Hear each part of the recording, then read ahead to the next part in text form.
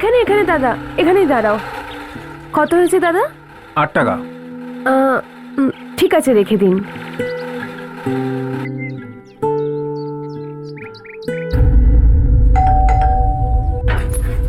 আসুন সাহেব, রশনি ম্যাডাম এসছেন, আপনি বসুন। হ্যাঁ,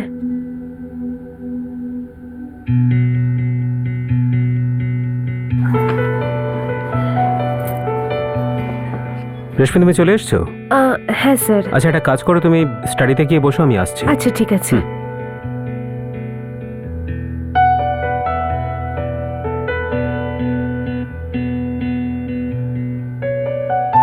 সাহেব, আমার কাজ হয়ে গেছে, আমি থাকবো না যাব? না, চলে যাও। আচ্ছা।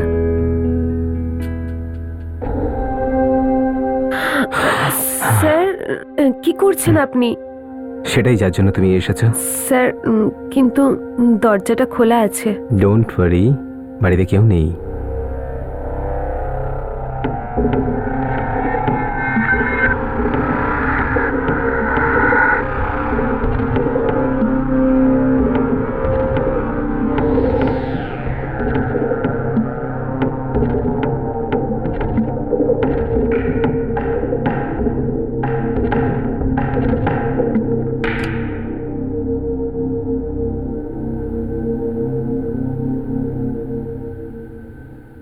স্যার, একটা কথা জিজ্ঞাসা করব?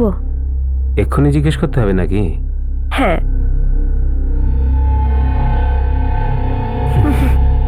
বলো। আমরা বিয়ে কবে করব? অবশ্যই করব, আমার বিনীতার সাথে ডিভোর্স হলেই।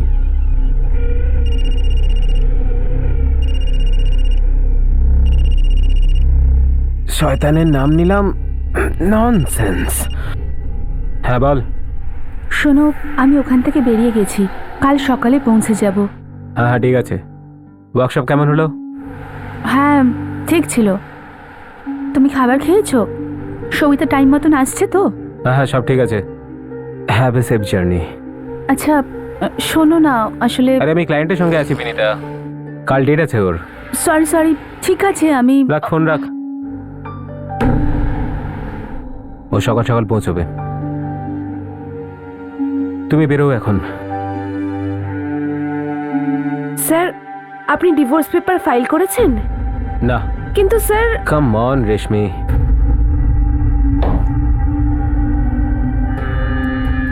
রেশমি তুমি কেন এই সমস্ত কথা বারবার জিজ্ঞেস করো? তুমি তো খুব ভালো করেই জানো যে এই সমস্ত ডিভোর্স কোর্স কোর্টে কতটা কমপ্লিকেটেড হয়ে যায়।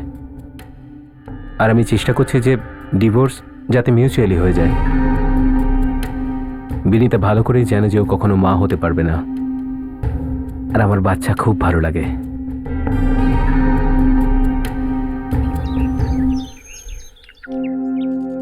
লক্ষণ, চল, দেরি হচ্ছে।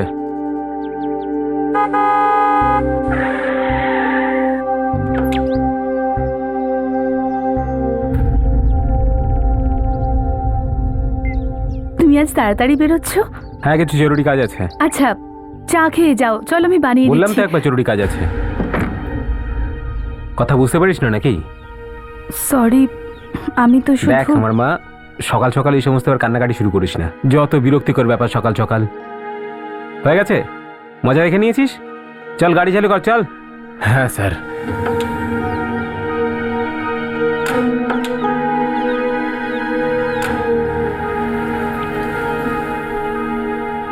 এই নে সাহেব, তুইও ফেল না। নে আমার নে, নে, টেক্কা, ফেল, ফেল, নে ফেল, সামলা। আরে ওসব বাজে কথা ছাড়, নে টাকা লাগাই, নে নে, আমি 500 লাগালাম, নে নে, চল চল চল, শুরু কর। আরে তুই নে, নে, কি এখনো সত্যি থাকতো না? নে নে নে নে, বাট বাট বাট। এখানে সাহেবটা খেলে তো ধরা পড়ে যেত না। নে নে, এই নে, এই মানুষ এই পালাবে তো। ধরা বলছি আমি না। এই পুলিশ হয়ে যা, কোথায় বলছিস? এই দাঁড়া দাঁড়া দাঁড়া।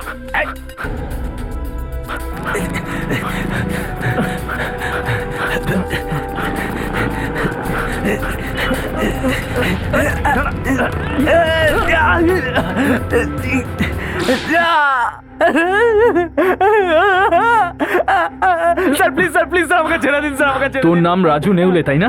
সুপারি নিয়েছিস? কাকে কাকে মেরেছিস? হ্যাঁ? বলছি স্যার আমি ওসব কিছু করিনি স্যার কিছু করিনি আমি বল। আমাকে ছেড়ে দিন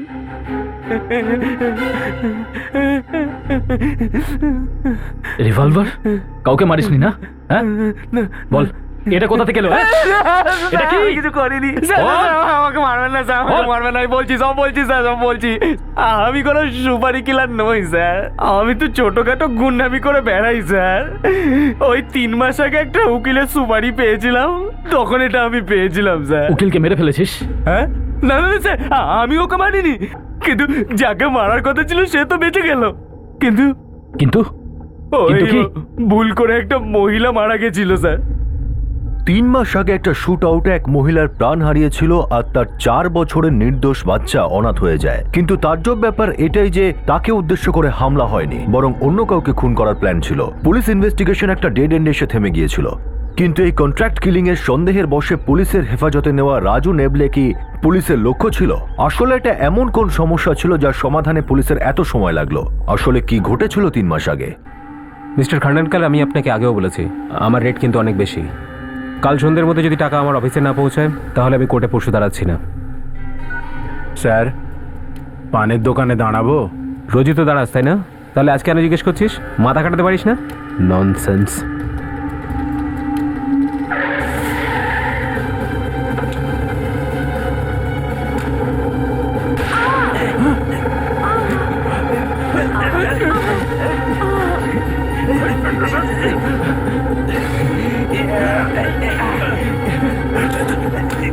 চল চল লক্ষণ চল চল চল তাড়াতাড়ি চল তাড়াতাড়ি চল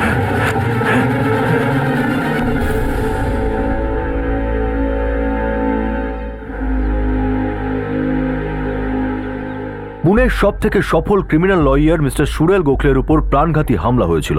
মিস্টার গোখলে যদিও প্রাণে বেঁচে যান, কিন্তু এই হামলার কারণে এক নির্দোষ মহিলাকে প্রাণ হারাতে হয়। আর ওই মহিলার 4 বছরের ছোট্ট বাচ্চাটা অনাথ হয়ে যায়। পুলিশ সবার আগে হিস্ট্রি শিটারদের ধরতে থাকে আর তারপর মিস্টার গোখলের প্রফেশনাল সার্কেলে তদন্ত শুরু করে। কিন্তু কোনো রকম জোরালো প্রমাণ তাদের হাতে আসে না। হামলাকারীদের শুধুমাত্র একজন ব্যক্তি দেখেছিল, আর সে ছিল অ্যাডভোকেট গোখলের ড্রাইভার লক্ষণ। মা বিস্কুট খাও না। আমি মায়ের কাছে যাব। কাঁদে না মা, বিস্কুট খেয়ে নাও না একটু। কি খবর সিন্ধে?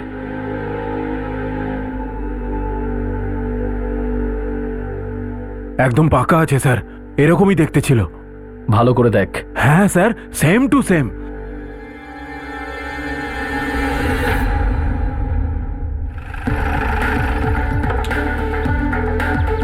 আশ্চর্য তো ইন্সপেক্টর স্যার, 3 দিন হয়ে গেছে আমার উপর অ্যাটাক হয়েছে আর আপনি বলছেন যে নো ক্লু। মনে হচ্ছে আমাকে উপরে কথা বলতে হবে। অবশ্যই করুন, ওরা ওই একই কথা বলবে যে আমাদের ইনভেস্টিগেশনের একটা পদ্ধতি থাকে। আপনি যদি আপনার মতো করে কাজ করতে থাকেন না, তাহলে এদিকে আমার হরিবল হয়ে যাবে। মনে হচ্ছে আপনার এই কেসে কোনো ইন্টারেস্ট নেই। অবশ্যই আছে, কেননা এখানে একজন নির্দোষ মহিলার প্রাণ গেছে, একটা শিশু অনাথ হয়েছে। নিশ্চিন্তে থাকুন, অন্তত ওদের জন্য এই কেসটা সলভ হওয়া খুবই দরকার। ওই বাচ্চাটার আর কেউ নেই? আপনি একটা কাজ করুন, এই বাচ্চাটাকে এর সংস্থাতে ভর্তি করে দিন। কি নাম জানো তোমার ওই সংস্থার? বসো, এখানে বসো। মায়ের বাড়ি। হ্যাঁ, মায়ের বাড়ি। ওই বাচ্চার স্পন্সরশিপ আমি দিয়ে দেবো। দেখা যাক। মিসেস গোখলে, আপনার কার উপর সন্দেহ? হ্যাঁ, আপনি কি মনে করেন? কি আমার দিকে কি দেখছো? বলো, কি বলতে চাও বলো। ইটস ওকে মিসেস গোখলে, ওনাকে চাটা দিন।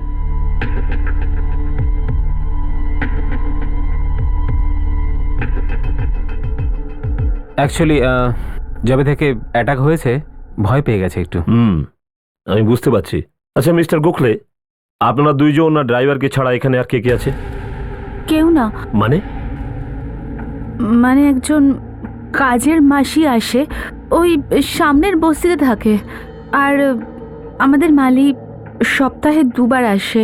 ঠিক আছে, আমায় ওদের নাম আর ফোন নাম্বারটা দিন। হ্যাঁ, এখনই দিচ্ছি।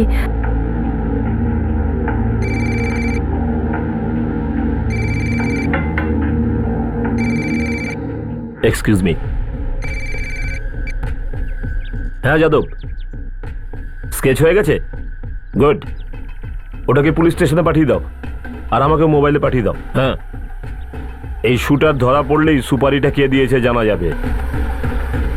আচ্ছা, ওই বাচ্চাটা কিছু খেয়েছে? ঠিক আছে, ওর জন্য কয়েকটা জামা কাপড় কিনে এনো, টাকা আমি দিচ্ছি। এই নাম আর নাম্বারগুলো, আর এটা আমার কার্ড ওই বাচ্চাটার জন্য। থ্যাঙ্কস। এখন কেমন আছে ও? মা না হলে খাবে না বলছে। সবসময় এরকমই হয়, ভুলটা অন্য কেউ করে আর শাস্তিটা অন্য কেউ পায়। স্যার, গোখলের স্ত্রী বিনিতা, ওর সম্বন্ধে আরও ইনফরমেশন জোগাড় করার চেষ্টা করো। স্যার, আপনার কি মনে হয় এই হামলার পেছনে ওর হাত রয়েছে? কিছু বলা যাচ্ছে না, কিন্তু গোখলে আর তার স্ত্রীর মধ্যে রিলেশন খুব একটা ভালো নয়। আর সেটাই যদি সত্যি হয়, তাহলে গোখলেকে মারার জন্য ওর কাছে পুরো মোটিভ আছে। কিছুই বলা যাচ্ছে না। শেন্ডে স্যার, ওই বাচ্চাটাকে কাল সকালবেলা এই আশ্রমটায় ভর্তি করে দিও, আমি কথা বলে নিয়েছি।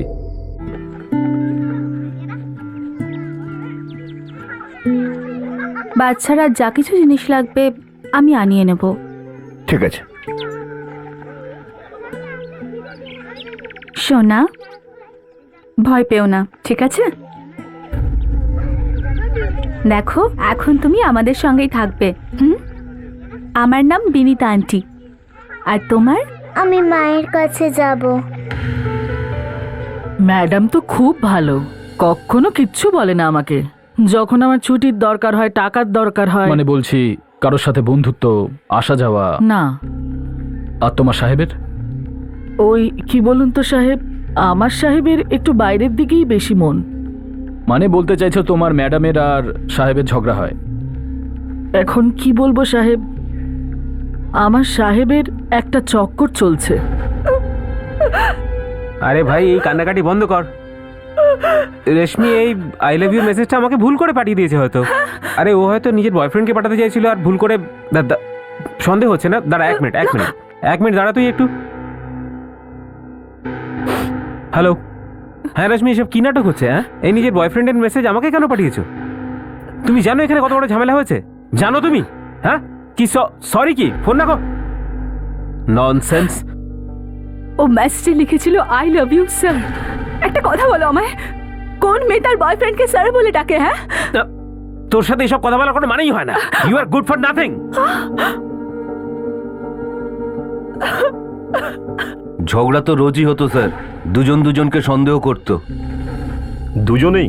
হ্যাঁ স্যার, মেম সাহেবের একটা বন্ধু আছে না, জনার্দন, যখন স্যার থাকতো না তখন আসতো। ছেড়ে দাও এইসব, বেরিয়ে এসো এইসব থেকে। আমি তোমার সাথে আছি, আমরা দুজন বিয়ে করে নেব। আমি তোমাকে খুব খুশি রাখবো। হ্যাঁ,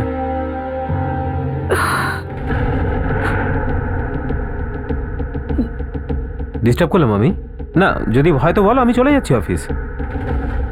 আর চলতে দাও তোমার এই রাষ্ট্রীলা। কে? গোখলে, মুখ সামলে কথা বলবি। এই চুপ রে, বাড়িটা আমার, মুখটাও আমার। তুই কে কথা বলার? আর তুই তো বাড়িটাকে হোটেলই বানিয়ে দিয়েছিস। হ্যাঁ গোখলে, জনার্দন, বড় বার বেড়েছিস না? হ্যাঁ, উকিল হয়েছিস বলে যা ইচ্ছে তাই করবি। কি করবি তুই? কি করবি? বহুত বেড়েছিস। মেরে দেবো তোকে। কয়েকবার তো ও বিনীতার উপর হাতও তুলেছিল। সেদিন সুযোগ পেয়েছিলাম, শালাকে খুব মেরেছিলাম। এমনিতে তোমার আর মিসেস গোখলের বন্ধুত্ব কবে থেকে? কলেজের সময় থেকে। তুমি বিয়ে করতে চেয়েছিলে? হ্যাঁ, 3 বার প্রপোজ করেছিলাম, 3 বারই রিজেক্ট করেছিল। তাই মিস্টার গোখলেকে মারার সুপারি দিয়েছো? না স্যার, যেদিন শালাকে মারার হবে সেদিন নিজে গিয়ে ওকে মারবো, কোনো সুপারি টুপারি দেবো না। হামলার সময় তুমি কোথায় গিয়েছিলে? স্যার, আমি পানভেল গেছিলাম।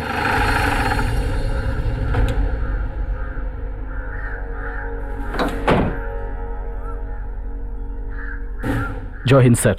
যাদব জনার্দনের কল রেকর্ড চেক করেছো? হ্যাঁ স্যার, যেদিন অ্যাটাক হয়েছিল সেদিন মোবাইল লোকেশনের অনুযায়ী ও এই শহরে ছিল না, আর কল রেকর্ডেও কোনো আনইউজুয়াল কিছু পাইনি। তার উপর নজর রাখো। Okay sir. যাদব, প্রফেশনাল আর সোশ্যাল ফ্রন্টে তো সব ক্লিয়ার মনে হচ্ছে। আমার মনে হচ্ছে যে হামলা কেউ পরিচিত লোকই করেছে। মানে স্যার? কেন জানি না, ঘুরে ফিরে ওর স্ত্রীর দিকেই আমার ইঙ্গিতটা যাচ্ছে। কারণ জনার্দন বলছিল সুরেন গোখলের কোনো এক মেয়ের সাথে অ্যাফেয়ার চলছে। একটা কাজ করো, ও ড্রাইভারটাকে ডেকে আনো। আমাদের স্যার তো একদম রাজার মতন, মেয়েরা তো পিছনে পিছনে দৌড়োয়। কি বলে জাদু করতেন জানি না, কিন্তু মেয়েরা পাগল হয়ে যেত। ওনার একসাথে কতগুলো অ্যাফেয়ার চলছিল? না স্যার, এইসব ব্যাপারে আমাদের সাহেব একদম পাক্কা। একটা শেষ করে আর একটা, মানে একজন চলে যাওয়ার পরেই আর একজন। তো কোনো মেয়ে তোর সাহেবের গলায় কখনো কাঁটা হয়ে বাঁধেনি? না না স্যার, আমাদের সাহেব খুব ভালো হ্যান্ডেল করেন। হ্যাঁ, তবে একটা মেয়ে ছিল যে আমাদের সাহেবকে খুব ভুগিয়েছে। গাড়িতে ফুল এসি চালানো থাকতো, তাও সাহেবের ঘাম ছুটে যেত। কে ছিল সেই মেয়ে? পল্লবী, সাহেবের অ্যাসিস্ট্যান্ট ছিল।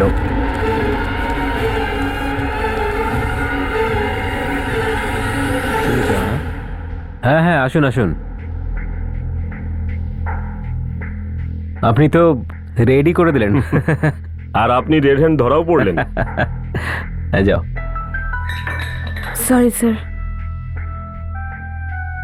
অফিসটা আমার, অ্যাসিস্ট্যান্টও আমার।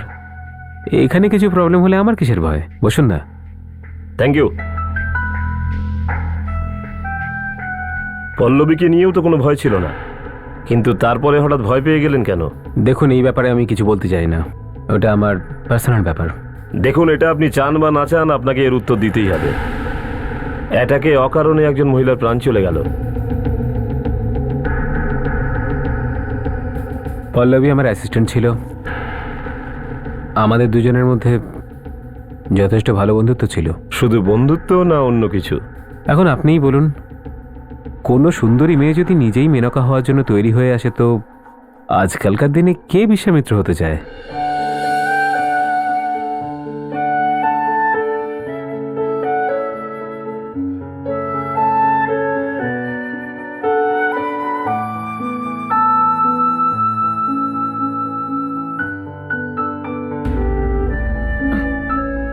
স্যার, আপনি তো কিছু খানইনি।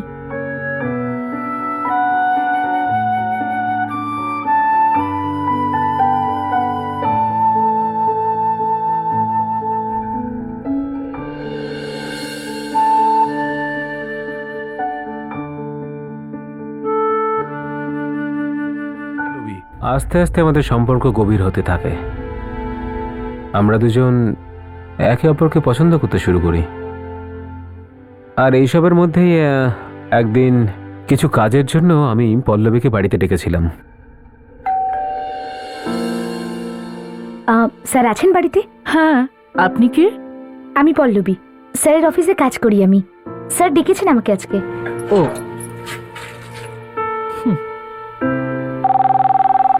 এক মিনিট। হ্যাঁ, হ্যালো। হ্যাঁ মেম সাহেব, হ্যাঁ হ্যাঁ, মালি এসেছিল।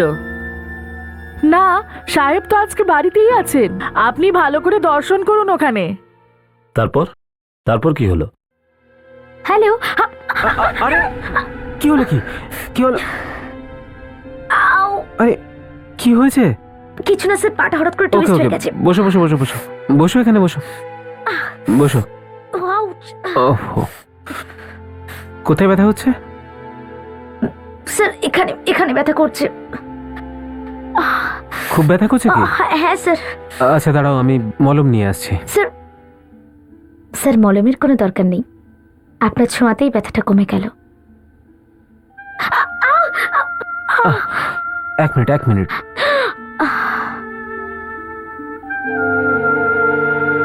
আপনার হাতে তো জাদু আছে স্যার।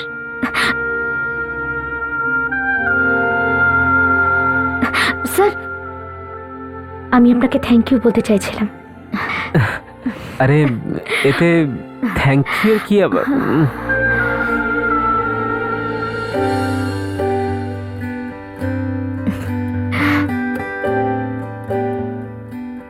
পল্লবী, এরকম আমি কোনোদিন ভাবিনি। আমি আমার এই বিবাহিত জীবনের মর্যাদাটা নষ্ট করে ফেললাম। করেছো বুঝি? ভালোবাসাটা কি কোনো অপরাধ বলো দেখি? আর তুমি কেন এত টেনশন নিচ্ছ? আমরা একটা কাজ করি, তুমি আমাকে ওকালতি শিখিয়ে দাও, আর আমি তোমায় ভালোবাসতে শিখিয়ে দেব। যেভাবেই হোক, ও আমার বিয়েটা ভাঙতে চেয়েছিল। কিন্তু জানি না আমি যদি কাউকে বিয়ে করি তো শুধু তোমাকে, তা না হলে আমি বিয়ে করব না। তুমি কি এখনো আমাকে বিয়ে করতে চাও না? আরে আমি এরকম কখন বললাম? তাহলে ব্যাস, তুমি তোমার বউকে ডিভোর্স দিয়ে দাও। পল্লবী, এসব কি কথা বলছো তুমি? একজন লয়ার হয়ে তুমি এরকম কথা কি করে বলতে পারো? ভালোবাসা এইসব কিছু ভাবতে হয় না। তুমি শুধু যত তাড়াতাড়ি পারো বউকে ডিভোর্স দিয়ে দাও। তুমি বোঝার চেষ্টা কেন করছো না পল্লবী? বিয়ে ভাঙাটা এত সহজ কাজ নয়। বিবাহিত হওয়া সত্ত্বেও এত দিন ধরে আমার সঙ্গে শুতে কোনো অসুবিধা ছিল না। আমি না কিছু শুনতে চাই আর না কিছু বুঝতে চাই। আমাদের মধ্যে যা কিছু হয়েছিল সেটা মিউচুয়ালি হয়েছিল, কেউ কাউকে জোর জবরদস্তি করেনি। ও যখন খুব পেছনে পড়ে গেল তখন আমি ওকে অফিস থেকে বের করে দিলাম। কিন্তু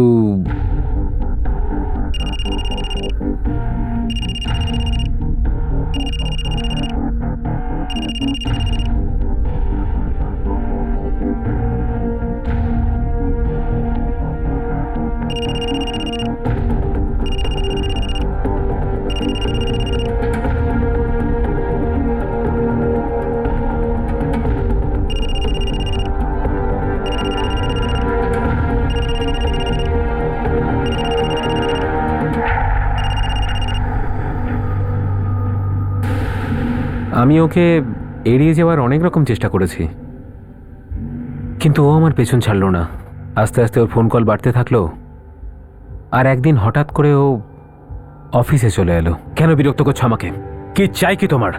আমি তো শুধুমাত্র তোমাকেই চাই, কিন্তু এই মুহূর্তে আমার কিছু টাকার দরকার। কত চাই? 5 লাখ টাকা। 5 লাখ? মাথা তো ঠিক আছে তোমার? দিতে পারবো তো না। ঠিক আছে, আমাকে আমার চাকরিটা ফিরিয়ে দাও। দেখো পল্লবী, তুমি আমাকে ব্ল্যাকমেল করছো। Don't cross the line. Line তখন ক্রস হবে যখন আমি তোমার এই মুখোশটা মিডিয়ার সামনে খুলে দেব। তারপর মিডিয়ার লোকজন তোমার আশেপাশে যখন ক্যামেরা নিয়ে ঘুরবে না, তখন তুমি টের পাবে। আমি ওকে বেনিফিট অফ ডাউট দিলাম। ভাবলাম টাকা পয়সার প্রবলেম যখন আছে তো টাকাও দিলাম আর জবও দিলাম। কিন্তু ও হয়তো আমাকে বিরক্ত করে মজা পাচ্ছিল।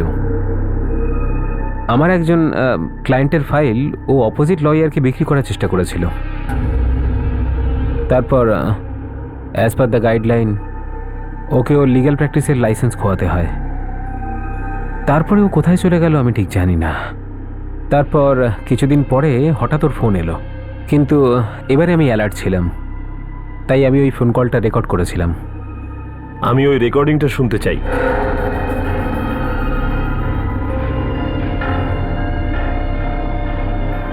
আমার টাকা দরকার। কিসের টাকা? এটা তুমিও খুব ভালো করে জানো যে আমি কিসের জন্য টাকা চাইছি।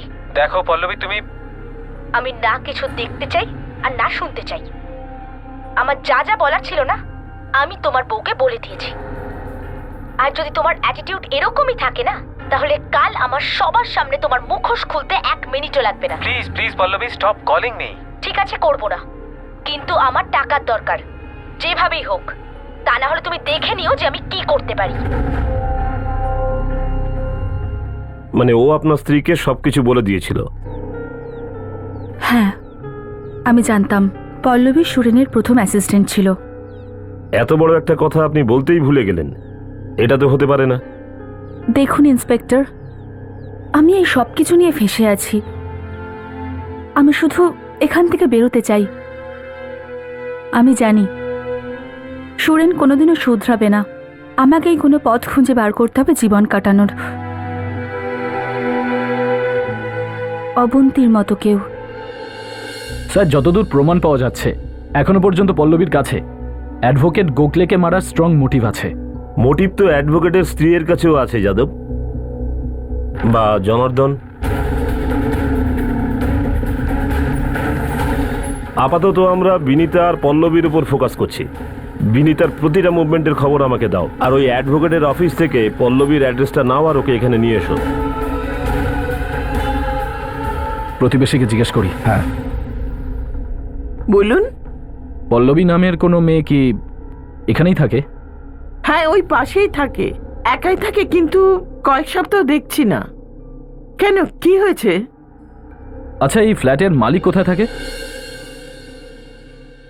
স্যার পল্লবীর কল রেকর্ডস। লোকেশন ট্রেস হয়েছে? না স্যার, অ্যাটাকের পর থেকে ওর মোবাইল বন্ধ। লাস্ট লোকেশন শিবাজি বাস ডিপো ছিল। হয়তো শহর ছেড়ে চলে গেছে। আশ্চর্য কাণ্ড কারখানা আপনাদের। একটা অচেনা মেয়েকে নিজের ফ্ল্যাট ভাড়ায় দিয়ে দিলেন আর তার কোনো ডিটেলসও রাখলেন না আপনার কাছে, এমনকি এগ্রিমেন্টও করেননি তার সাথে। সাহেব, মেয়েটাকে দেখে ভালো ঘরের মনে হয়েছে আর লয়ারও ছিল, তাই আমি ভাবলাম যে ঠিক আছে, কোনো ডিটেলস পাওয়া যাবে? বেশি তো কিছু জানি না সাহেব, কিন্তু বারবার ও নাসিকের কথা বলতো। নাসিক? হ্যাঁ, নাসিকে ওর কে থাকে? ওর মা ওখানে থাকে, খুব অসুস্থ। স্যার, এটা পল্লবীর ছবি, গোখলের অফিস থেকে পেলাম। ফটোটাকে নাসিক পুলিশ স্টেশনে পাঠাও। সব খোঁচরদের কাজে লাগাও। তাদের বলো বিশেষ করে হসপিটাল আর মেডিকেল স্টোরের দিকে নজর রাখ। দিনে দুপুরে প্রকাশ্য রাস্তায় শহরের একজন নামী উকিলের উপর প্রাণঘাতী হামলা হয়েছিল। হামলার পর 1 সপ্তাহ কেটে গিয়েছিল, কিন্তু পুলিশ অনেক চেষ্টা করার পরেও তাদের হাতে কোনো জোরালো প্রমাণ এলো না। মানুষের জীবনে এমন কিছু দুর্বল মুহূর্ত আসে যেখানে এমন কিছু সম্পর্ক তৈরি হয়ে যায় যেটা মানুষ সমাজের সামনে আনতে চায় না। আর প্রায়শই মানুষের জীবনে তৈরি হওয়া এই দুর্বল সম্পর্কই তার বর্তমান জীবনে সমস্যার সৃষ্টি করে। অ্যাডভোকেট সুরেন গোখলের জীবনে এমনই এক দুর্বল অতীত ছিল তার পুরনো অ্যাসিস্ট্যান্ট তথা প্রেমিকা পল্লবী। সুরেন গোখলের দাবি ছিল যে পল্লবী নিজেই তার সঙ্গে অবৈধ সম্পর্ক রাখতে তাকে বাধ্য করেছিল। কিন্তু এটা কি সত্যি ছিল? আর যদি এটা সত্যি না হয় তাহলে সত্যিটা কি? আর এখন এই সমস্যা শুধু পল্লবী সমাধান করতে পারে।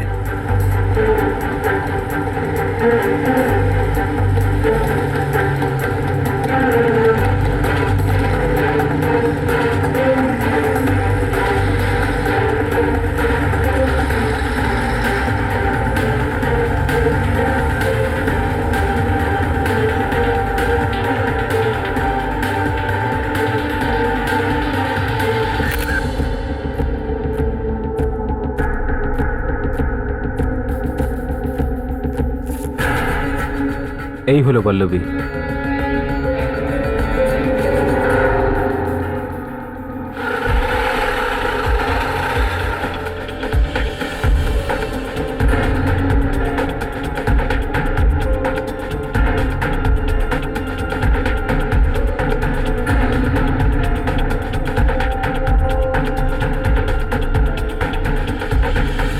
পল্লবী,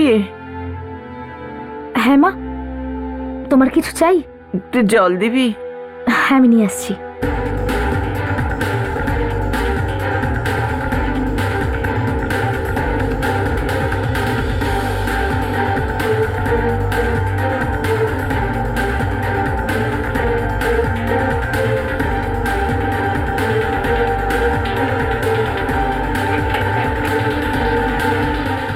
পল্লবী? হ্যাঁ, আপনারা? PSI Yadav, Pune. Please please please stop calling me. ঠিক আছে, করবো না, কিন্তু আমার টাকার দরকার, যেভাবেই হোক। তা না হলে তুমি দেখে নিও যে আমি কি করতে পারি। ইয়েস স্যার, এই কলটা আমিই করেছিলাম, এই গলাটা আমারই। আর এর মানে কি দাঁড়ায়? স্যার, আর কি মানে হতে পারে? যাই হয়েছে আমি তো পরিষ্কার করে বলেছি। আপনি একজন রেপুটেড লয়ারকে টাকার জন্য হুমকি দিয়েছেন।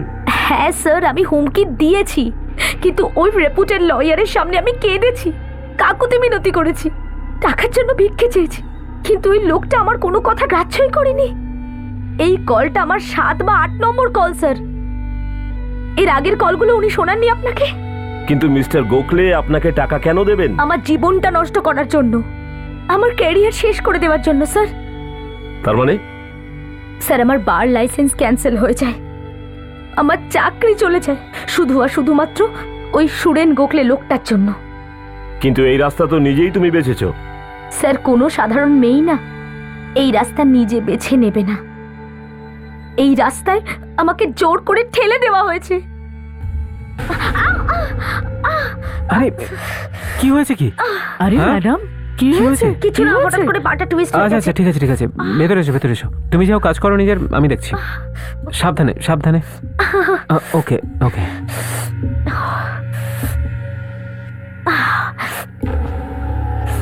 আচ্ছা, এই মলমটা লাগাও, ততক্ষণে আমি তোমার জন্য জুস নিয়ে আসছি।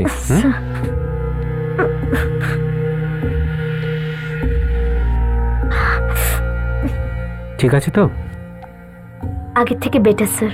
নাও জুস খাও। Thank you.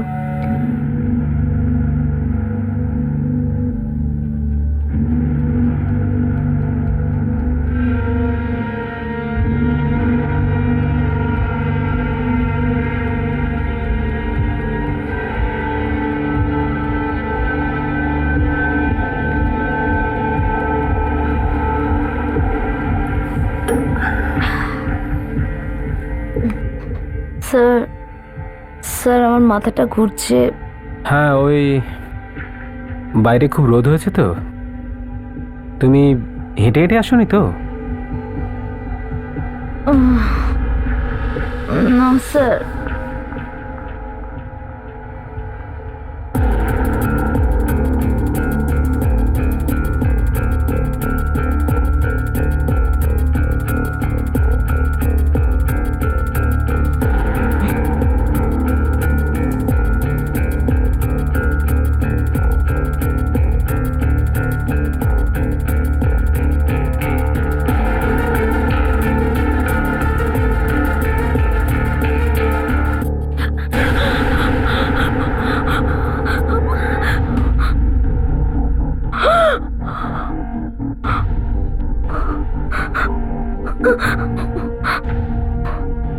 স্যার এইসব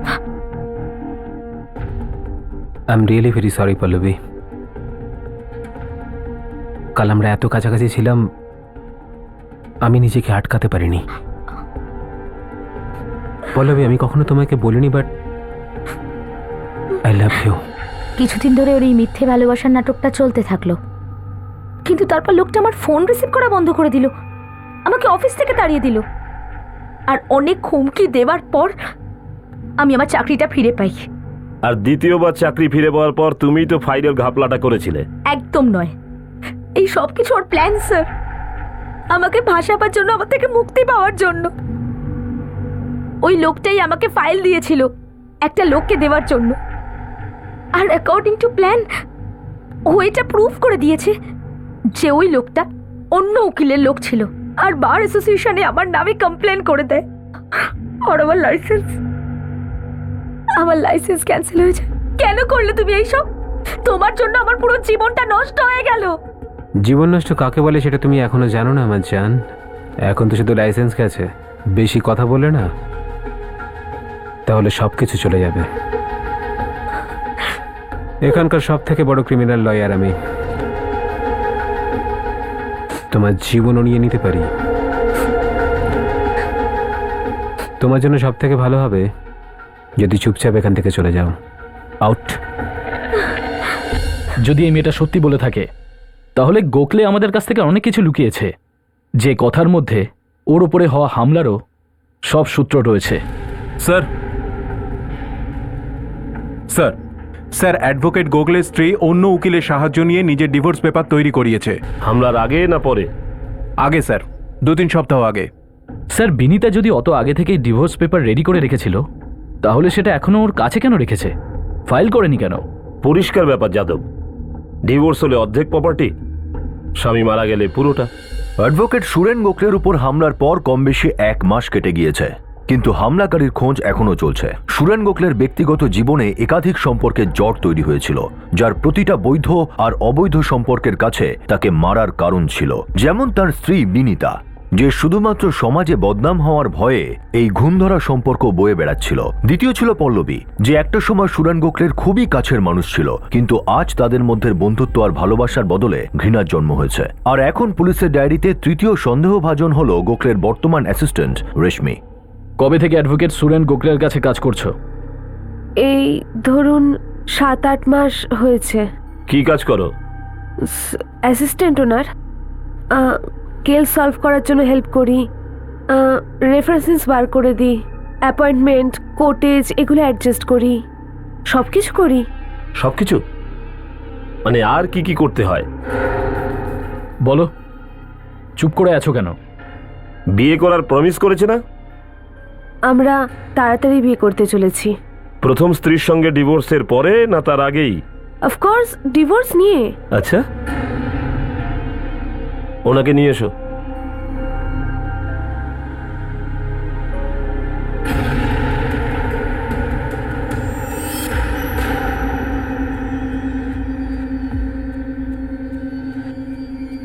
পল্লবী, সুরেন গোখলের এক্স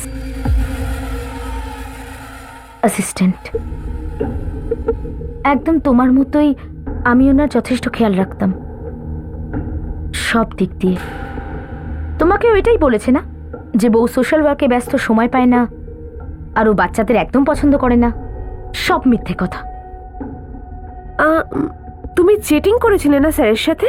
কিছু ইম্পর্টেন্ট ডকুমেন্টস সেকেন্ড পার্টিকে দিয়ে দিয়ে, তাই না? ডিভোর্স ফাইল করেছেন উনি? না, এখনো পর্যন্ত তো করেনি, কিন্তু তাড়াতাড়ি করবে। সারা জীবন ধরে অপেক্ষা করলেও উনি ওনার বউকে ডিভোর্স দেবেন না। প্রথমবার তো জুসে নেশার বড়ি মিশিয়ে খাইয়েছিলেন না? আমার ক্ষেত্রেও তাই হয়েছিল। আর তারপর উনি নিঃসন্তান এটা বলে খুব দুঃখ করেছেন, তাই না? আর তারপর বলেছেন যে বউকে ডিভোর্স দিয়ে দেবেন। কিছুদিন পর ও যেটা আমার সাথে করেছে না, ঠিক সেটাই তোমার সাথে করবে। প্রথমে নিজের জীবন থেকে, আর তারপর চাকরি থেকে, দুটো থেকেই তোমায় তাড়িয়ে দেবে। আর তারপর পুরো ব্যবস্থা করে দেবে যাতে তুমি এরপর আর কোনো লয়ারের সাথে কাজ না করতে পারো। এখন তোমাকেই সিদ্ধান্ত নিতে হবে, তুমি কার পক্ষে যাবে, আমাদের না সুরেন গোখলের? আরে আসুন আসুন উকিল বাবু, আপনারই অপেক্ষা করছিলাম। কি দেখে অবাক হচ্ছেন আপনি?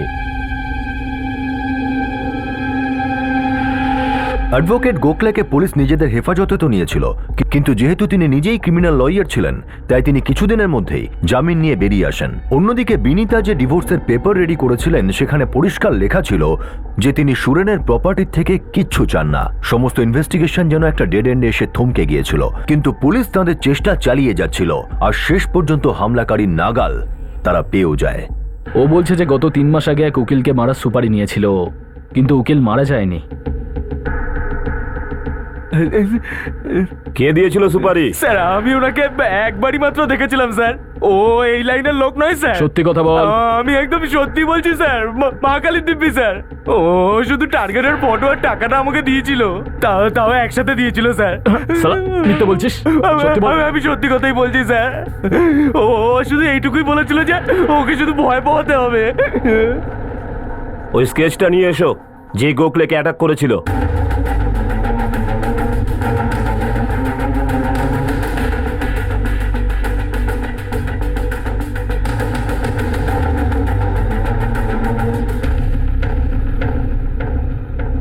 যাদব, একটা কাজ করো,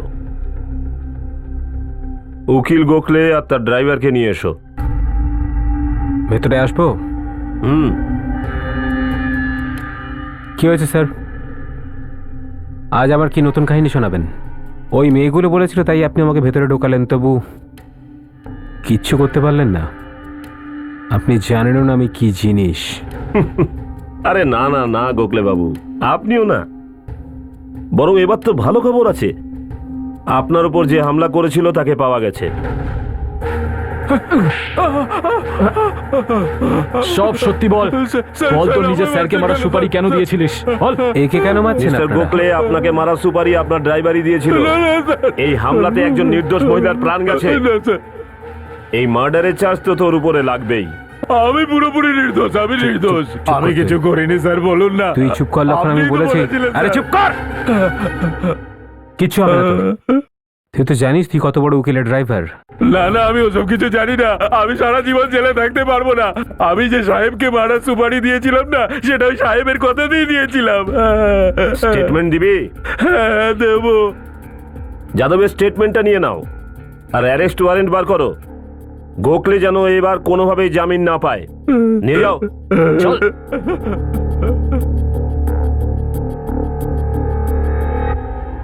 গোখলে বাবু, আপনি যতই বড় লয়ার হন না কেন, আইনের থেকে বড় হতে পারবেন না। নিজেই নিজেকে মারার সুপারি, এতে একজন নির্দোষ মহিলার প্রাণ চলে গেছে, একটা শিশু অনাথ হয়ে গেল। কারণটা আপনি বলবেন না? হ্যাঁ, আমি ওই অ্যাটাক করিয়েছিলাম। আমি মুক্তি চেয়েছিলাম পল্লবীর থেকে। আমি ভেবেছিলাম টাকার জন্য সারা জীবন আমাকে ব্ল্যাকমেল করতে থাকবে ও। প্ল্যানটা তো ঠিকই আছে। সুপারির জন্য আপনারা ওকে অ্যারেস্ট করবেন আর বাকি সব প্রবলেম নিজে থেকেই ঠিক হয়ে যাবে। এইবার তুই আর জামিন পাবি না, দেখে নিস।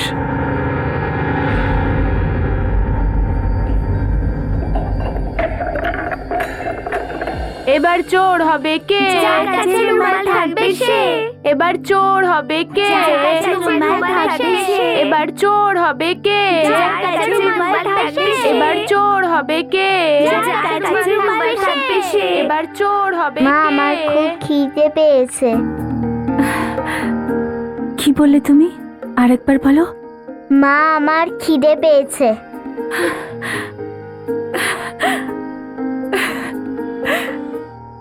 যদি এটাকে ঠিকঠাক ব্যবহার করা যায় তাহলে আশীর্বাদ হয়ে ওঠে, কিন্তু যদি এই জ্ঞানের ব্যবহার কোনো খারাপ কাজের উদ্দেশ্যে করা হয় তাহলে অভিশাপ হয়ে দাঁড়ায়। অ্যাডভোকেট সুরেন গোখলের মধ্যেও পাণ্ডিত্য ছিল, জ্ঞান ছিল আইনের পারদর্শিতা, কিন্তু তিনি তার পারদর্শিতা খারাপ কাজের উদ্দেশ্যে করেছিলেন, যার দাম তাকে দিতে হয়েছিল।